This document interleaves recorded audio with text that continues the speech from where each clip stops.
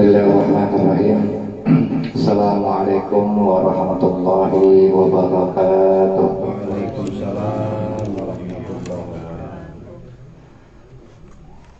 Alhamdulillahilladzi an'ama ni'matal iman wal islam wa asyhadu an la ilaha illallah wahdahu la syarikalah wa asyhadu anna Muhammadan abduhu wa rasuluh la nabiyya ba'dahu.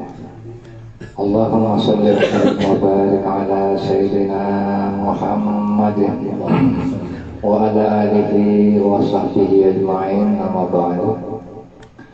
Allahumma rabbi shrah li sadri wa yassir li amri wa hlul 'uqdatam min lisani yafqahu qawli. Alhamdulillah, puji beserta syukur marilah sama-sama kita panjatkan kehadirat Allah Subhanahu wa taala yang telah memberikan kepada kita nikmat sehat, hidayah dan taufiknya sehingga kita bisa kembali hadir dalam pengajian yang kita sama-sama tahu sudah libur hampir sebulan. Tapi walaupun dengan demikian Allah masih memperkenankan kita untuk sama-sama hadir dalam kajian tafsir Al-Quran ini, yang insya Allah akan kita bahas, yaitu surah Al-Imran ayat ke-21.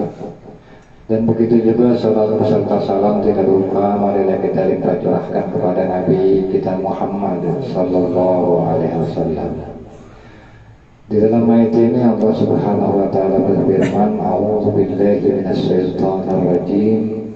Innal ladzina yakfuruna bi ayatillah wa yaqtuluna an-nabiyyina bighairi haqqin wa yaqtuluna alladzina ya'muruna bil qisti minan nas Fabasyirhum bi'adzabin alim.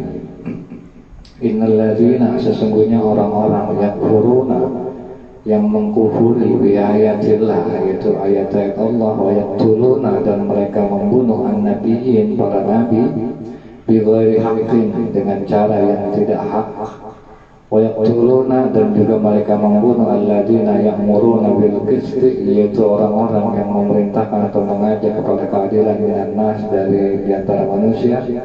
Fabasyirhum, maka berikanlah kabar gembira kepada mereka bi'adzabin alim, dengan azab yang pedih. Di dalam tafsir ini saya sering mengatakan waqulna, dan kami mengatakan innal haqqa hina yaqulu, sesungguhnya Allah Subhanahu wa taala ketika mengatakan innal ladzina yakfuruna bi ayatillah, sesungguhnya orang-orang yang kufur terhadap ayat-ayat Allah, humul ladzina yakfuruna bi ayatillahi ala itlaqiha, yaitu mereka orang-orang yang kufur terhadap ayat-ayat Allah secara mutlak. Wa hunaka, dan di sini dan di sana itu farqun bainal kufri bi ayatillah wa bainal kufri billah. Di sini ada perbedaan antara kufur terhadap ayat Allah dan kufur terhadap Allah. Kenapa? Lianna al-imana billah yatlubul bayanat allati tadullu ala Allah. Karena iman kepada Allah itu menuntut penjelasan yang menunjukkan akan adanya Allah. Wal bayanat, dan yang namanya penjelasan ad-dalilatu ala wujudillah mawjudun fi kauni, dan ada pun yang namanya penjelasan menunjukkan adanya Allah itu terlihat ada di alam ini. Idzan wal bayanu wadihun, maka penjelasan tentang adanya Allah itu jelas. Innal ladzina yaquluna bil qawli qabla dzalika kafir bi adillah allati tadullu ala wujudil khaliq. Nah, jadi Pak, kenapa di dalam ayat ini Allah Subhanahu wa taala mengatakan innal ladzina yakfuruna bi ayatillah? Kenapa enggak Allah bilang aja innal ladzina yakfuruna billah?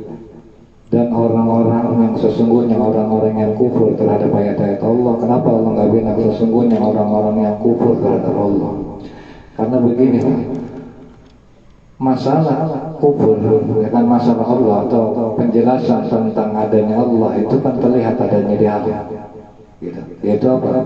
Dengan adanya hasil ciptaannya ini merupakan bukti atau penjelasan bahwa Allah ini ada. Kayak kita jangankan alam yang sederhana aja, kursi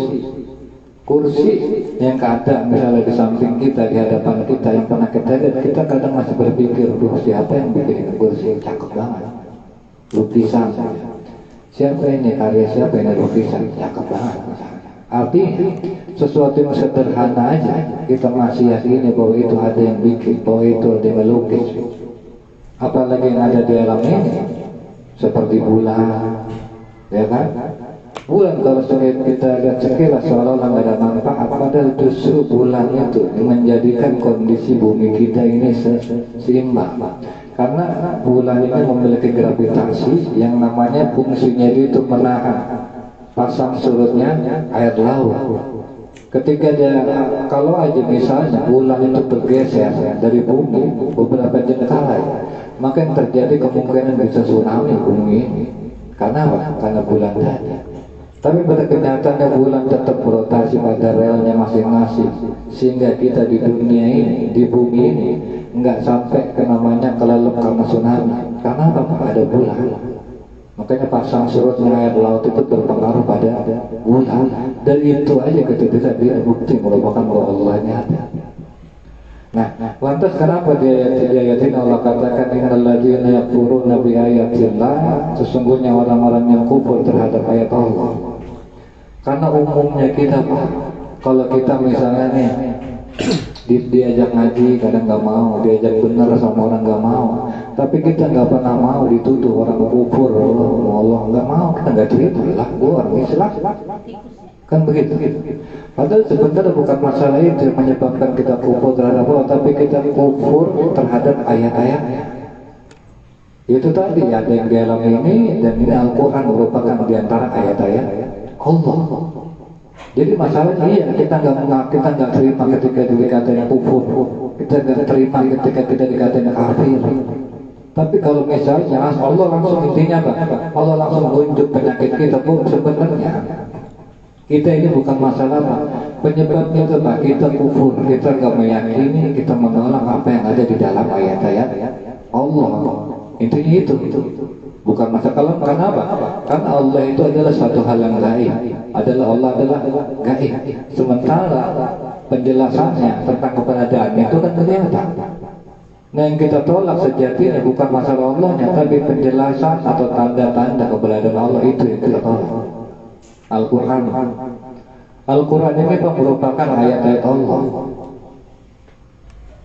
Bahkan merupakan salah satu bukti Al-Quran ayat ini ayat Allah. Sampai detik ini, sampai sekarang nggak ada orang-orang Muslim, orang kafir atau orang yang membenci Islam sekalipun yang bisa koreksi kesalahan daripada Al-Quran. Sampai detik ini nggak ada yang bisa. Kalau ngomong orang-orang taruhlah kita pikir orang-orang barat, orang-orang pintar.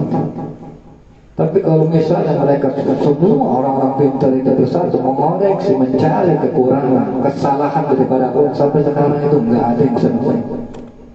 Dan ini merupakan bukti bahwa ini adalah firman Allah, dan ini menunjukkan bahwa Allah yang ada, bahwa Allah itu wujud. Buktinya apa? Ya ayat Allah, Al-Quran. Karena sampai sekarang, sampai detik ini, itu nggak bisa dibuktikan bahwa Al-Quran itu keliru, dikoreksi. Kalau kitab-kitab lain ya boleh dicoba, tapi kalau Al-Quran jangan coba-coba, nggak akan bisa menemukan kekurangan daripada isi kandungan Al-Quran. Gitu. Dan memang itu penyakit kita juga, bukan cuma orang-orang kafir. Kita pun kalau mau jujur, yang menjadikan kita jauh daripada Allah, keluarga kita, lingkungan kita, sebab itu tadi kita kufur terhadap ayat-ayat Allah, yaitu Al-Quran, yang sama-sama sedang kita kaji, begitu. Dan juga dan mereka ini membunuh an-nabi, yaitu para nabi, bighairi haq, dengan cara yang tidak hak. Nah, mengenai ayat ini saya sampaikan menjelaskan walana, dan bagi kami annanula futuhuna, di sini kita menyimpulkan anna kalimatun qatil ta'tidaiman, yang namanya kata membunuh itu selalu datang lin nabiyyin, kepada para nabi.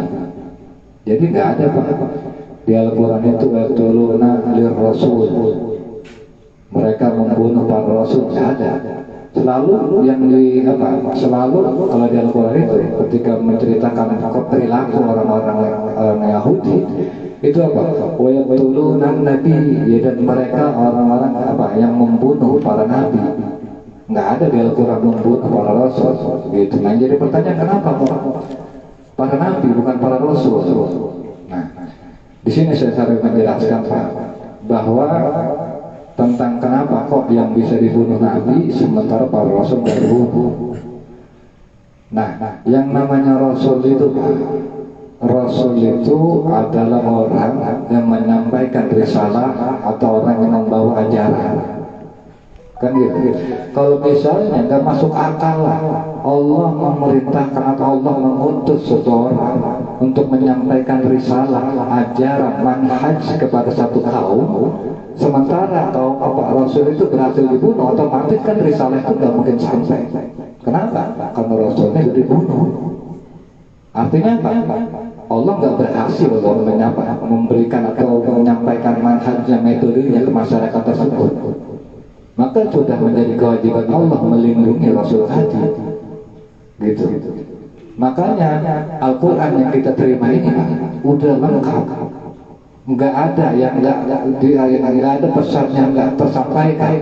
Semuanya udah lengkap di sini, dari mulai masalah dari kita bangun tidur sampai tidur lagi ada di sini, dari mulai masalah pribadi, keluarga, masyarakat, negara ada di sini. Kenapa? Karena Allah udah mengutus Rasul, ya kan, mengutus Rasul, dan nggak mungkin Allah nggak menjaga Rasulnya.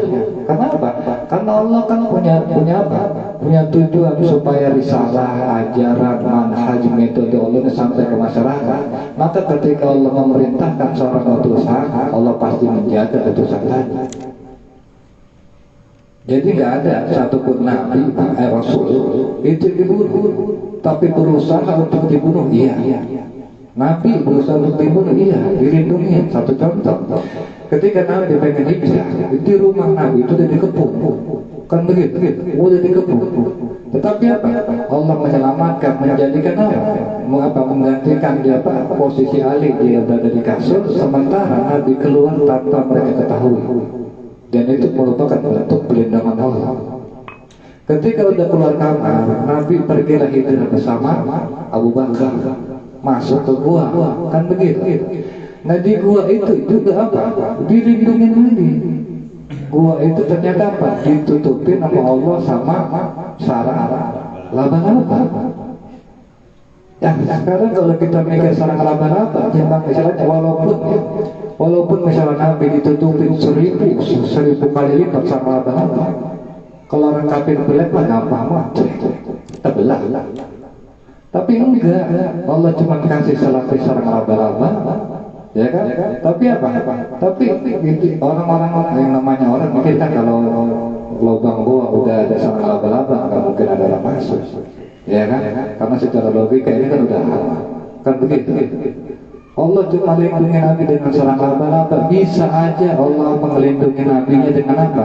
Dengan tuh utus malaikat sambar tuh orang yang udah di mulut gua, sambar sama petir tuh orang. Bisa aja Allah dengan cara itu. Cuman kan itu masalah remeh. Nggak perlu lah pakai diturunin malaikat sambar petir itu orang yang ada di mulut gua. Kasih aja sarang laba-laba. Karena intinya bukan masalah sarang laba-labanya, intinya memang Allah menolong Nabi daripada apa? Keamanan, jangan sampai Nabi dibunuh ketika proses hijrah ini. Siapa lagi selain Nabi Muhammad? Nabi Ibrahim. Nabi Ibrahim juga sama, berusaha dibunuh, dilempar ke api. Itu kan berusaha dibunuh. Tapi mereka lupa bahwa Nabi Ibrahim adalah Rasul. Yang namanya Rasul pasti dilindungi. Dibikinlah api itu jadi dingin. Siapa lagi? Nabi Isa. Nabi Isa berusaha dibunuh, udah tahu, kita sama-sama tahu Nabi Isa memang berusaha dibunuh. Tapi apa? Allah selamatin, Allah angkatlah Nabi Isa. Dan memang menurut kita yakin bahwa Nabi Isa nanti di akhir zaman akan turun. Artinya yang namanya kenapa? Makanya di dalam ayat ini selalu dikatakan Allah mengatakan lin Nabi, yang dibunuh, yang bisa disebut mereka membunuh para Nabi. Allah nggak bilang apa li Rasul. Kalau Rasul karena namanya Rasul apa? Allah jaga Pak. Karena ketika Allah memberikan risalah, risalah itu benar-benar sampai ke kaum tadi. Begitu makanya apa? Allah jaga Rasul tadi. Sementara Nabi kenapa kok bisa dibunuh? Nah, yang namanya Nabi ini Pak, Nabi itu nggak membawa ajaran baru. Nabi cuma mengamalkan amalan agama Rasul terdahulu. Kayak misalnya Nabi Yahya, Nabi Zakaria, ya kan? Dia mengamalkan, itu tadi ajaran daripada Nabi Musa. Kan gitu, mengajar enggak istilahnya Nabi Yahya, Nabi Zakaria itu enggak membawa ajaran baru, tetap dia bawa ajarannya itu Nabi Israel, cuman itu enggak bawa ajaran baru. Cuman dengan adanya Nabi terus itu dibunuh, ini kan menandakan bahwa kaumnya ketika itu udah melenceng daripada ajaran Nabi terdahulunya, sehingga tersinggung akhirnya dibunuh gitu. Dan gak berpengaruh terhadap ajaran daripada Nabi terdahulu ketika yang dibunuh adalah Nabi gitu, nggak berpengaruh. Maka yang mereka bunuh itu para Nabi gitu, bukan para Rasul. Karena Rasul adalah yang sekedar uswatun sulukiyah, sebagai contoh akhlak. Jadi kalau kita pengen tahu misalnya kita udah menyimpang dari ajaran Nabi atau belum, ya lihat ajaran Rasul, lihat Nabi cara mengamalkan yang benar nggak. Kalau misalnya kita lihat dari ajaran Nabi, misalnya kita orang Yahudi, kita lihat dari ajaran Nabi, oh ternyata kita menyimpang, berbeda ya ternyata, maka ternyata kita adalah orang yang sudah menyimpang daripada ajaran Nabi begitu.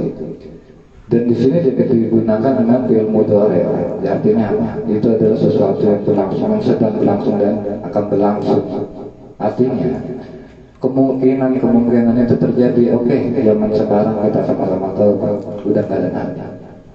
Yang ada adalah orang-orang yang menyeru kepada keadilan, orang-orang yang menyeru kepada kebaikan. Iya, zaman sekarang kita tahu nggak dibunuh fisiknya, tapi tadi dibunuh karakternya, seperti yang dulu saya pernah bilang, ya kan? Maka kalau misalnya ada orang-orang benar, dia lempeng, dia bagus, terus kita istilahnya nggak seret sama dia, ya itu menjadi pertanyaan, mungkin kitanya nggak benar. Yang parahnya sampai akhirnya itu seorang tadi, orang benar tadi dibunuh karakternya, dikucilkan di sana supaya bagaimana supaya orang yang nggak kepakai di masyarakat, dibikin itu. Saking apa kan? Saking jahat. Kalau kita seperti itu yang nggak ada jauh bedanya kan kayak orang-orang Yahudi yang membunuh para nabi, membunuh orang-orang yang menyeru kebaikan. Nah terus fabashshirhum bi'adzabin alim, maka berikanlah kabar gembira kepada mereka dengan azab yang pedih. Nah fabashshirhum, kabar gembira ini jadi merupakan apa? Merupakan ejekan buat orang-orang Quraisy ketika itu. Dan juga selanjutnya Allah Subhanahu wa taala berfirman, ulaikal ladzina habitat a'maluhum fid dunya wal akhirah. Mereka itu alladzi, orang-orang habitat yang sia-sia, a'maluhum, amal mereka fid dunya, di dunia, wal akhirah, dan di akhirat. Wa ma lahum min nasirin, dan tidak ada bagi mereka itu seorang penolong.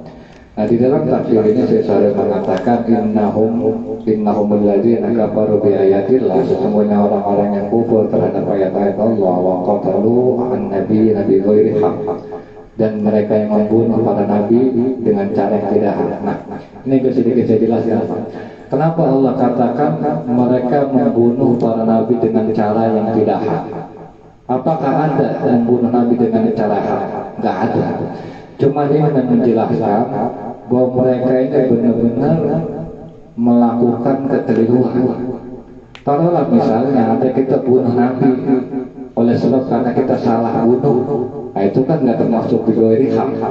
Tapi mereka ini membunuh Nabi benar-benar sadar, benar-benar diakui itu salah, dibunuh. Makanya bahasanya itu bighairi hak, mereka itu membunuh dengan kesengajaan, kesadaran, dan dengan kesadaran kejahatan mereka itu sendiri. Maka Allah katakan bighairi hak.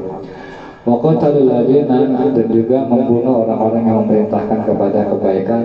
Haula ilahum azab, bagi mereka itu azab. Wa lahum aidan habitat amalahum fid dunya wal akhirah, dan bagi mereka itu sia-sia amalnya di dunia dan di akhirat. Jadi maksudnya gimana Pak sia-sia amalnya di dunia dan di akhirat? Jadi maksudnya begini, ketika dia beramal, ketika dia melakukan pembunuhan kepada para nabi, itu mereka nggak mendapatkan apa-apa. Sekarang yang ditanya tujuan membunuh Nabi ya, kan gitu, nggak jelas. Yang didapat itu nggak jelas. Karena apa? Karena namanya kalau kata Syarawi, kalau orang berakal itu ketika dia melakukan sesuatu biasanya kan dipikirin dulu, dipikirin kira-kira ini bermanfaat enggak, dan kira-kira manfaatnya bakal panjang apa pendek. Kalau orang marah. Tapi kalau orang gila, misalnya dia mukul, dipukul kita sekonyang-konyang orang gila. Sekarang orang gila mau dapat apa dia mukul kita? Nggak tahu sekonyang-konyang mukul, nggak dapat apa-apa. Nah itu yang orang kafir itu seperti itu. Ketika dia melakukan sesuatu dia nggak pikirin dulu apa manfaatnya, apa tujuannya, begitu. Dan juga di dalam tafsir ini Syekh Sa'di mengatakan ketika Allah berfirman, "Ulaikal ladzina habitat a'maluhum fid dunya wal akhirah wa ma lahum min nasirin." Mereka itu adalah orang-orang yang sia-sia amal mereka di dunia dan di akhirat. Jadi sebenarnya Pak, kalau kata Syekh Sa'di, Allah hendak mengabarkan kepada kita suatu perbuatan yang kelihatan baik, maka janganlah tertipu wahai orang yang beriman. Kalau kata Syekh Sa'di, kenapa?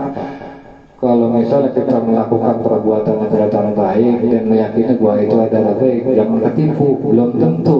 Karena apa? Kalau kata Syarawi, karena sesuatu perbuatan baik itu nggak dihitung bagi seseorang kecuali dengan niat iman kepada Allah Subhanahu wa Ta'ala. Gitu. Jadi kayak misalnya kita beramal, walaupun misalnya itu sholat, jangan ketika kita sholat itu yakin bahwa ini baik. Padahal namanya perbuatan baik itu bukan dilihat dari perbuatan itu baik, tapi niatnya apa sih niat kita sholat, terus ngaji. Jangan mentang-mentang kita datang ke pengajian kita pikir alhamdulillah itu baik. Jangan lihat itu, karena baik buruknya amal atau perbuatan itu bukan dilihat dari ngajinya, tapi niat datang ngaji itu apa? Kan begitu. Begitu juga ketika apalagi misalnya kerja. Emang kerja itu baik, cuman jangan yang namanya baik buruknya perbuatan itu bukan dilihat daripada kerjanya. Perbuatan yang kita cari duitnya halal bukan, tapi niat daripada kerja itu apa? Apakah kita niat dalam rangka menjalankan perintah Allah? Apakah niat benar-benar dalam rangka iman kepada Allah? Kalau misalnya kita lemah, insya Allah apa? Insya Allah itu adalah merupakan niat yang baik. Karena jangan sampai seperti orang-orang Yahudi, mereka itu apa? Orang yang dia sia-sia amal mereka, dia bunuh orang Nabi nggak ada manfaatnya di dunia. Manfaat apa dia? Ketika dia bunuh Nabi, apa yang mereka manfaat yang ada didapatnya? Nggak ada sama sekali. Nggak ada manfaatnya dia bunuh Nabi. Dan begitu juga akan dia akhirat lagi lebih-lebih mereka akan mendapatkan siksa dari Allah Subhanahu wa Ta'ala, wa ma lahum min nasirin, dan di akhirat nanti mereka itu nggak ada yang namanya bagi mereka itu penolong. Nah mungkin itu saja, insya Allah ke depan kita lanjutkan ayat yang selanjutnya. Mungkin dari sekian sekian akhirul kalam. Wassalamualaikum warahmatullahi wabarakatuh.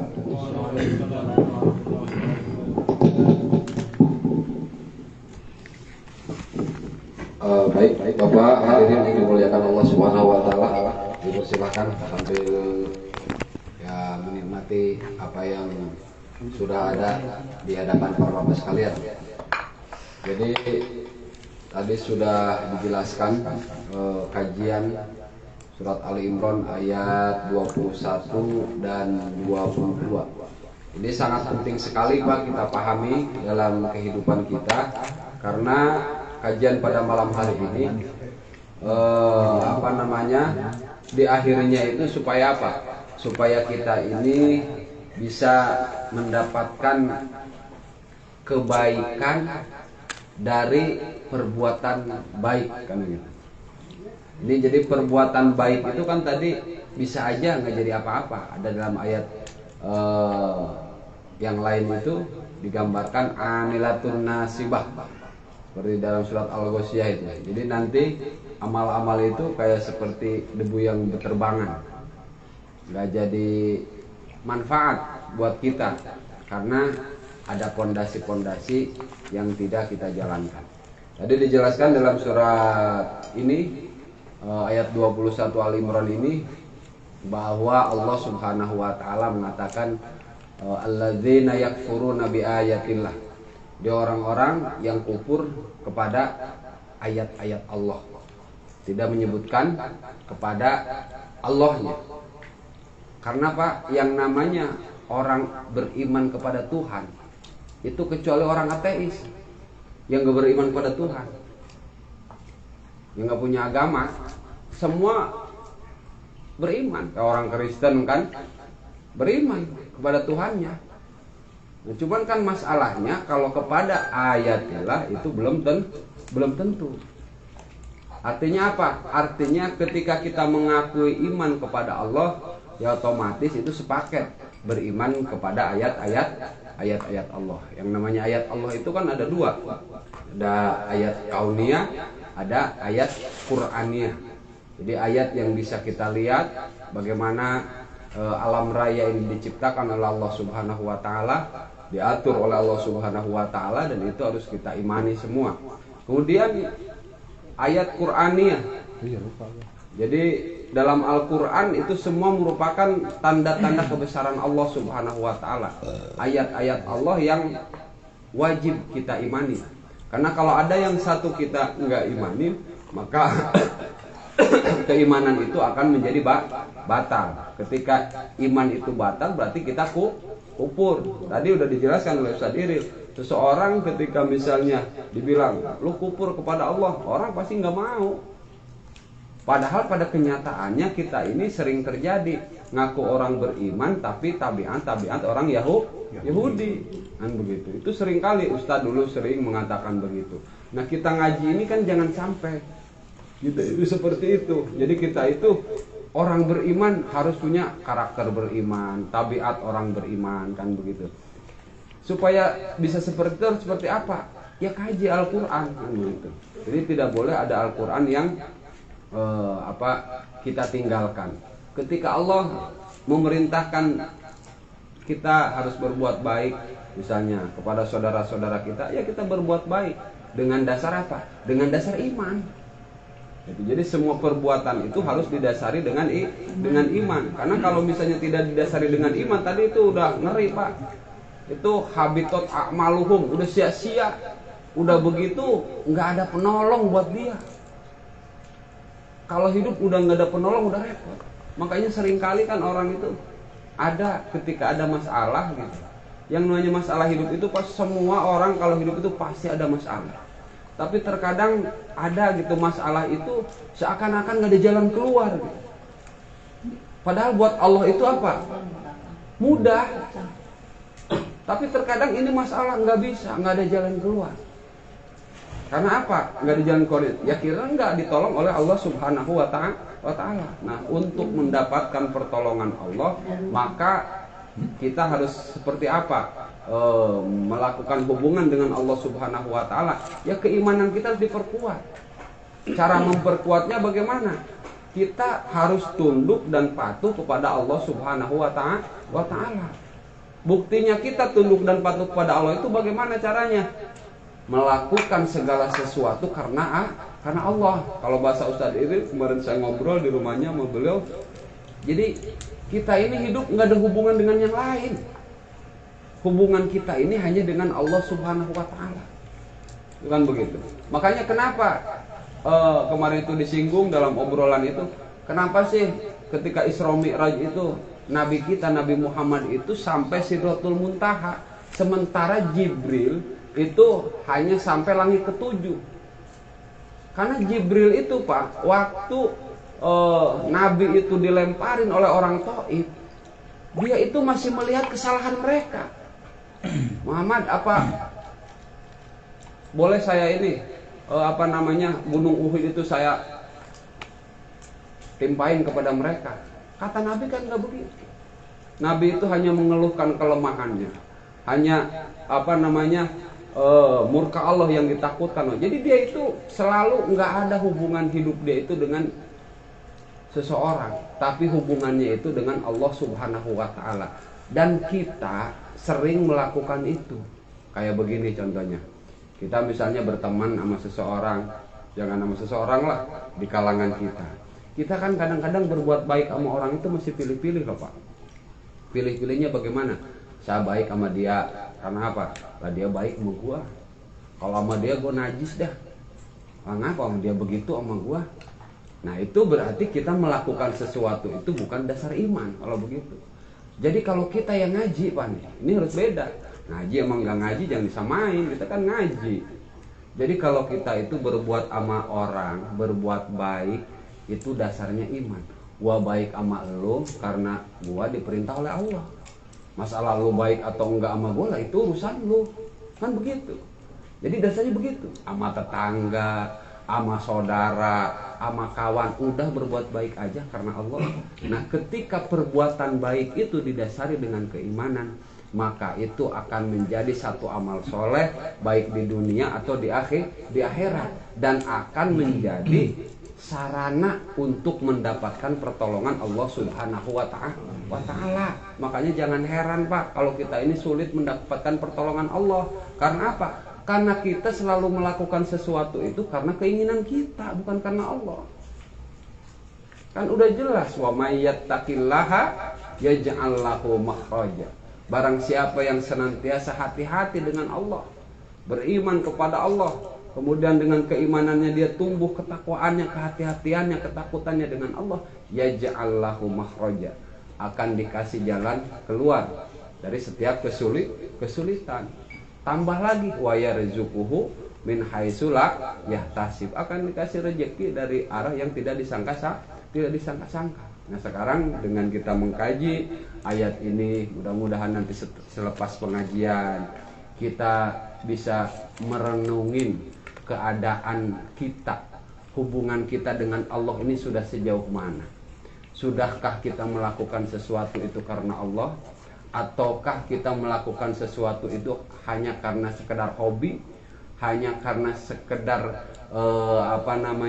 kongko-kongko, hanya sekedar pingin dilihat baik oleh orang? Saya tidak tahu, karena yang punya keimanan itu kan tidak bisa dilihat Pak. Iman itu kan urusan batin. Maka cara melihatnya bagaimana? Ya kita lihat diri masing-masing. Cuman Al-Quran sudah menggambarkan, tadi sudah dijelaskan oleh Ustadz Iril, bahwa ketika kita melakukan sesuatu tidak disadari dengan keimanan, maka Al-Quran mengatakan ulaika habitat a'maluhum, maka amal itu akan sia-sia dan kita tidak akan pernah mendapatkan satupun dari penolong. Artinya Allah tidak akan pernah menolong kita. Mudah-mudahan selepas pengajian ini nanti kita bisa merenungkan keadaan diri kita, memperbaiki hubungan kita dengan Allah Subhanahu wa ta'ala, menguatkan iman kita dengan cara apa? Dengan cara selalu tunduk dan patuh atas aturan Allah. Kita lakukan kebaikan-kebaikan atas dasar perintah Allah Subhanahu wa ta'ala. Mudah-mudahan dengan menguatkan iman, menjalin, memperbaiki hubungan kita dengan Allah Subhanahu wa ta'ala, kehidupan kita semakin mudah, kehidupan kita semakin berkah. Allah senantiasa memberikan pertolongan kepada kita dalam keadaan apapun, dalam masalah rumah tangga, masalah ekonomi. Yang paling khusus Pak, yang paling utama, kita akan butuh pertolongan Allah itu kapan? Di saat kita sakratul maut.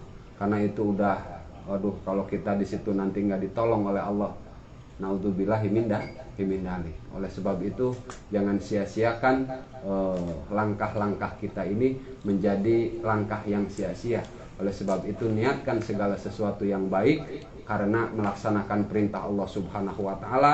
Hindari segala sesuatu yang bertentangan dengan syariat Allah. Dengan apa?